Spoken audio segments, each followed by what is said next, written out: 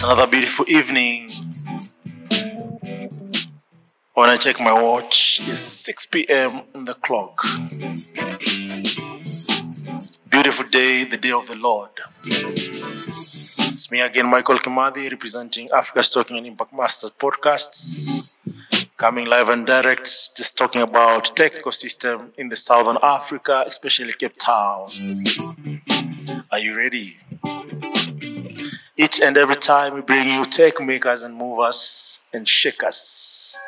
And today, before I go there, Africa's Talking provides you communications, API, USSD, SMS, airtime and data bundles, voice solutions, just to make sure you get 2G solutions across the 54 countries across Africa. And this beautiful evening, I have my co-host Sylvia Jebet. On my far right, it's one amazing guest. She's the community lead in Cape Town, Africa's Talking community lead, and she's been doing amazing stuff. She is a mathematician, amongst many other titles.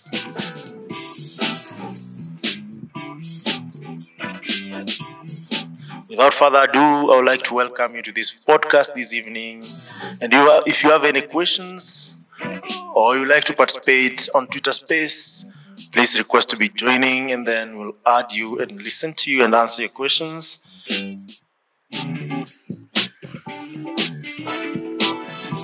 Yes. Welcome aboard. So, Sylvia, how are you? Fine, thank you. Do you want to say hi to our listeners? Sure, definitely.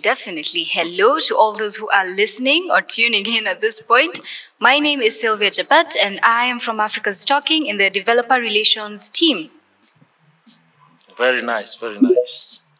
How are you, Jessica? I'm very fine, thanks. I'm really excited to be in Nairobi, and I'm just really excited to be here and happy to be here, and yeah. Thank you for visiting. So Jessica is kind of, modest about it. She just came in the day before yesterday, no? Yes. Yeah. But we said, okay, while she's here, maybe we can do some podcasts, talk to our customers, our friends, and all Africans, especially in South Africa, and just talk about the tech ecosystem down there and what can be done, what needs to be done. But before that, we'd like to know, who is Jessica? Sure. So my name is Jessica Randal, obviously. I'm currently a master's student. I'm in my first year of my master's, which it takes 2 years. So I'm in my first year of my master's. And my topic is in mathematical science. So to be specific, I'm doing my master's in algebraic topology. It's a huge word, but it's actually really exciting. Basically looking at what shapes are and how to extract data from simplexes, and it's just my topic in a nutshell. But other than that, I'm enthusiastic about developer ecosystems. I am really ambitious, and I am proud to be African, and I believe that there's a lot of talent in Africa. Awesome. And when I say you're modest, you're truly modest, because Jessica is a GDSC alumni. She set up, she was one of the earliest leaders for GDSC in Cape Town. She's also MLSA alumni. I don't know what that means, but sounds cool. But she's going to tell us more about it. And also she's a Women Tech Maker Ambassador, Girl Code Ambassador. We have Google Crowdsource Influencer, and of course, Africa's Talking community lead in Cape Town. But please talk a bit more about GDSC, MLSA, to give people more perspective about it. Sure.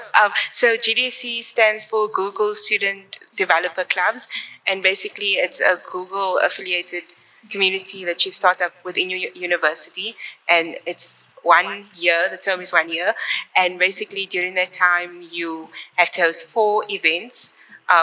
You can host 1 event every quarter, but over the time you have to host 4 events, and that's what you need to qualify to become an official GDC lead and get the certificate. But basically, it's for anyone who is passionate about technology and wants to enrich the lives of students with their technology and wants to learn more about Google technologies. There's no specific major that you have to be. It's just really something that you really would like to do. So that's with Google. And then MLSA is Microsoft Student Learn Ambassador. So I was a Microsoft Student Learn Ambassador for Microsoft. They have a similar structure as Google has, but they've got like three different levels. So you have Alpha, Beta, and Gold. And then obviously once you reach Gold, you can strive to be an MVP within Microsoft, which is also similar to what you can be a GDE for in Google. But it's really a nice type of community. It's a bit different because it's Microsoft, so you focus on Azure and all the Microsoft products, and you learn about their community. But both are equally fulfilling and enriching. Very nice. So Jessica, your path is kind of fascinating. One, you're amongst many ladies across Africa who chose to focus on mathematics. I know there's so many good mathematicians, but for you, it's just pure math and statistics. Yes. Maybe we'd love to know your background. Where do you come from? Cape Town. How was it growing up? Because we also believe that most of that experience shapes you to who you are. Sure. So I grew up in Cape Town, South Africa. I live currently in Lansdowne, which is close to Athlone. And I had a pretty great childhood. Both my parents are in the education space. So I can say that kind of shaped my drive to want to study further and go to university and do postgraduate degrees. I think I started loving maths around grade 8 and grade 9. I really loved it. I had this one math teacher, Mrs. Now, and she was the best math teacher I've ever had. She just made everything click. And I had her from grade 9 to grade 12, and I was like, no, I really like maths, and I want to see where it takes me. And my dad was also quite influential because he's a maths teacher. So the way he looks at math problems and conceptualizes it when I can't quite get it, then he would help me with it. But he always encouraged me to pursue what I love. And it just so happened that we both loved the same thing. So I did a BSc in maths and stats. And I love stats, but not as much as maths. So I decided to do honors in maths, and I did a whole lot of different subjects. It's almost for your undergrad, you just get an overview of what you do with maths. You do calculus 1, calculus 2, calculus 3, and you just do a lot of applied mathematics. And then when you get to honors, you get a deep dive of what pure maths is and why it's so important and how pure math is actually used to shape applied math, in the sense that all the theorems and proofs and lemmas build a foundation for how you can apply it in the real world. So I saw the beauty of pure math, which is quite interesting. And then I decided that I do love pure math, and I think it's really beautiful, but I want to show how pure math can be applicable to the real world. So then I decided to do my master's in algebraic topology because it has real life applications in the health sector, breast cancer. You can use topology there, and you can use it in surveys, and basically in any large sets of data, you can use topological data analysis. So I was really interested in showing or shedding more light of this math.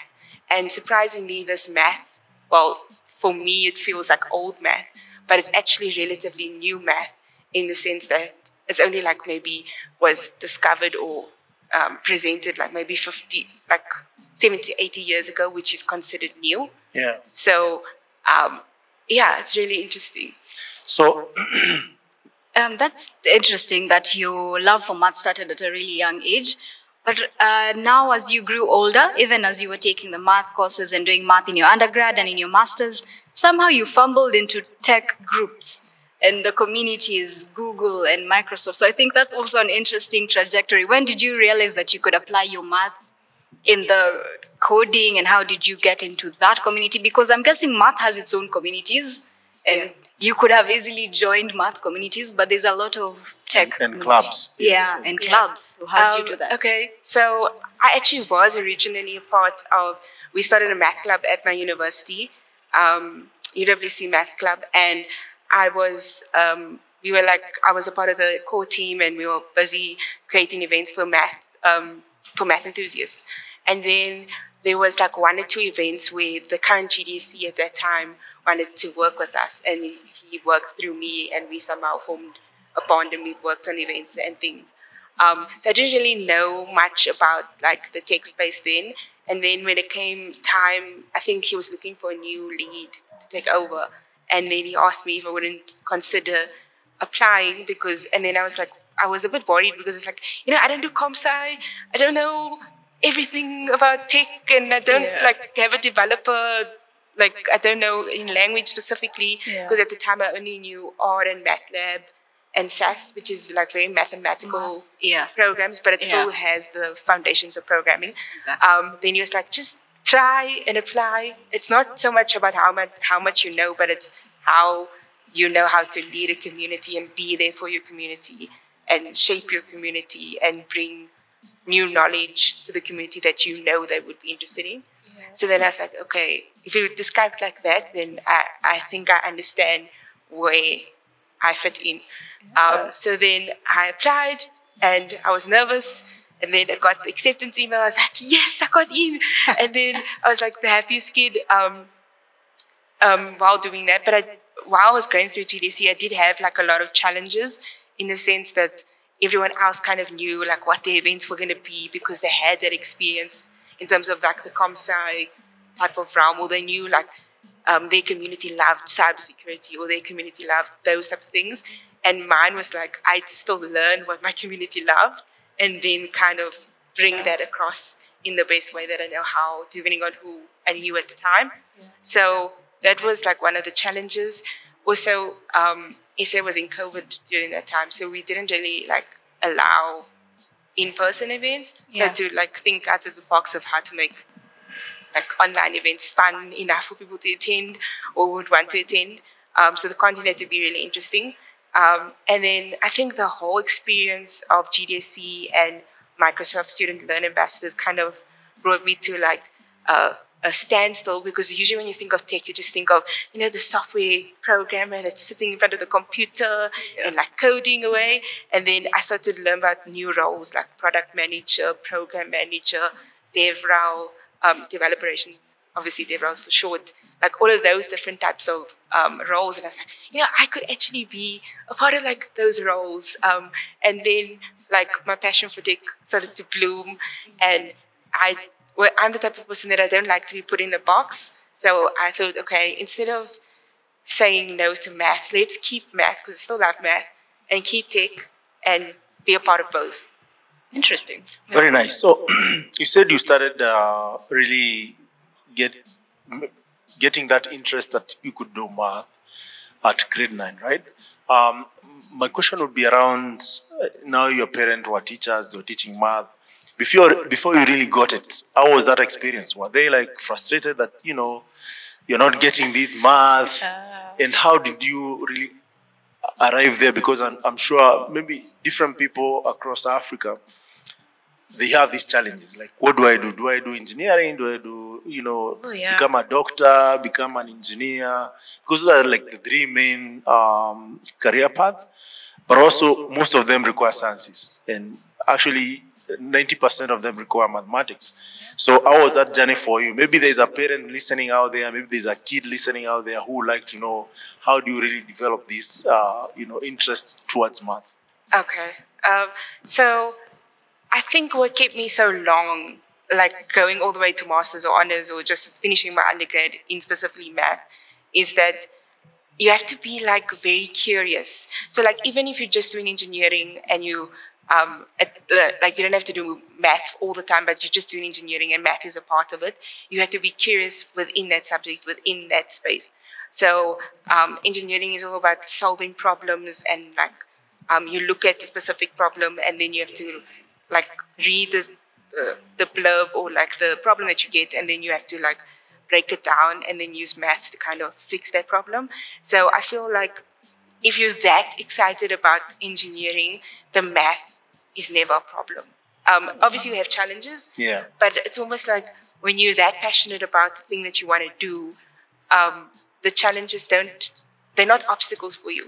They're just like, or something that's there, but then you're like, you know what, I struggle with this section, but I'll ask a friend, or I'll ask my lecturer, or I'll look at YouTube videos, or I know someone in a different country that's doing a similar thing. I can ask them for help, or there's different forums like Stack Overflow and like different other math forums that you can go to. And there's different textbooks that some people might have. So I feel like, if you're going into like those type of fields that obviously require a lot of math, loving math is kind of a part of going into those fields. But I feel like I would encourage those who want to do those fields to not give up. I've seen many people try many different roads to get where they are, and maybe the one that you thought would work for you the best, and you're like, I want this plan, and it doesn't work for you, don't like be discouraged by it. Like there's many different avenues that you can go to get there. Like I've heard that some people say maybe their matric maths mark is not so great, but then what they do is, I know of one of my friends that didn't do well in matric, and then he did like a maths N6 certificate. So usually N5 is your matric certificate, and then you do like an upper level of it. It's like higher grade maths on top of that. So he did that, and he found that just the teacher that he had then just like made him realize that he actually can do math, and maybe in the school system or public school system it wasn't so clear, or maybe he's a different type of learner, but the way that person taught him math, like it worked for him, and he ended up getting like a really good mark, and then he used that to apply for university and he got in. So also the teacher can determine your career path in terms of grasping the concept of mathematics. And now there's this notion of most people think that at early stage that, where will I use math? Right? Exactly. And for you, it was really, there's something powerful you said about that you chose. I can for sure say it's algebra topology, right? Which actually is my first time with all my experience to hear algebra topology that can actually be used to like cure cancer, or maybe, can you please dig deep?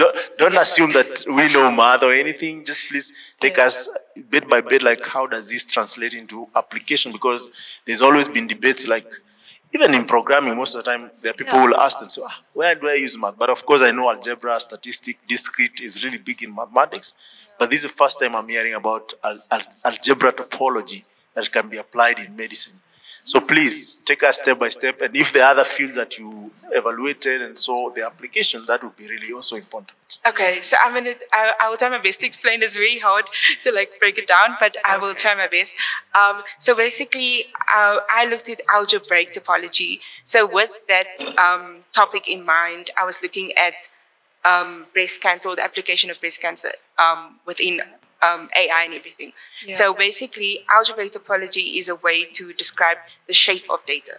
So it doesn't tell you like the average and the mean like statistics does. It tells you how well connected is the data set.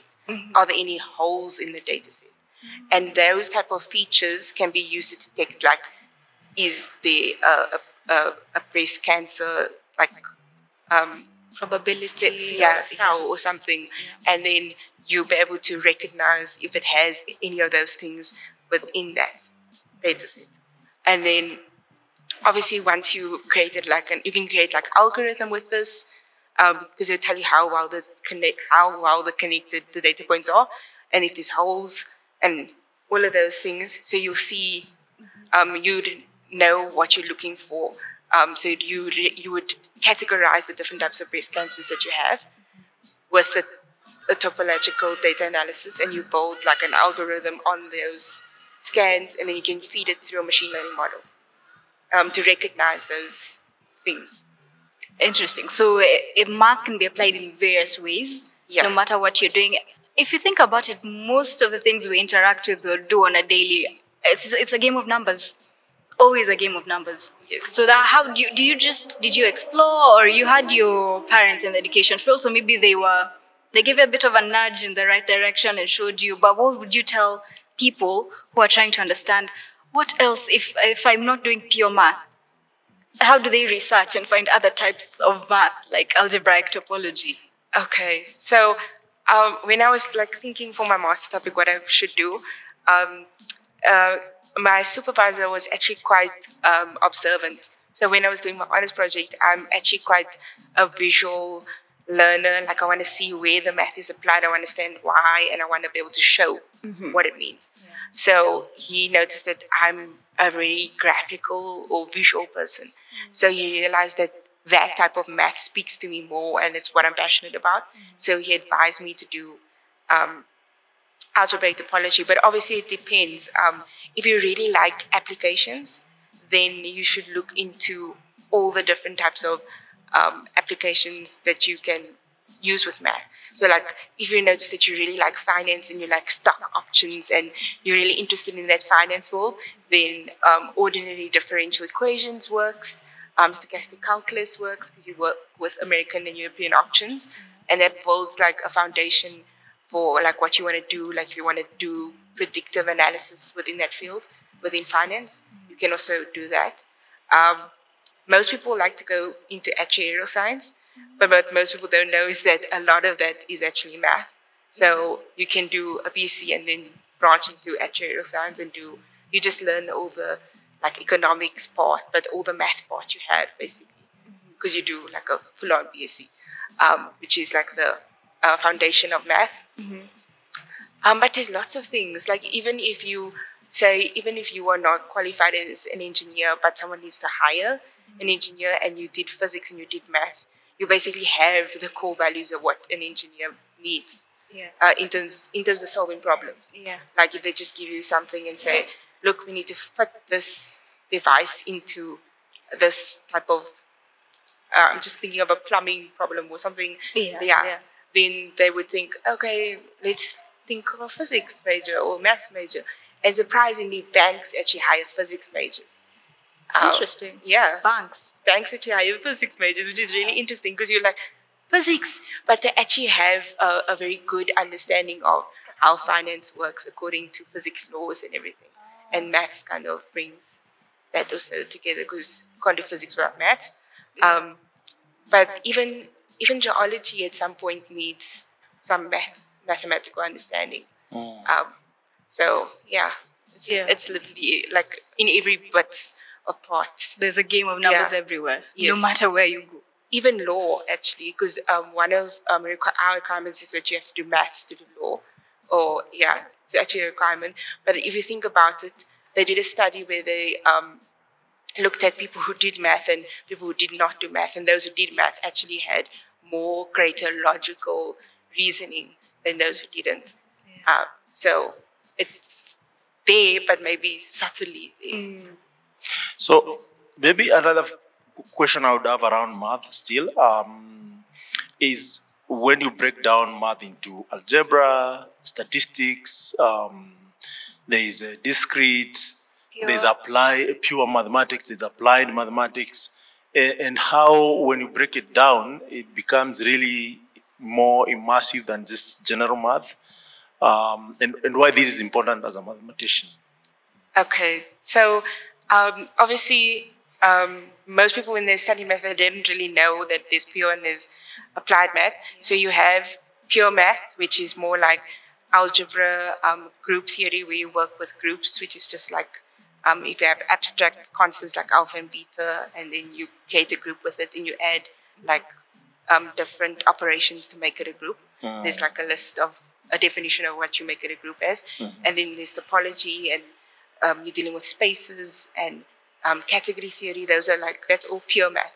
And then you have applied math, which is like only differential equations, stochastic calculus, PDEs and ODEs, and then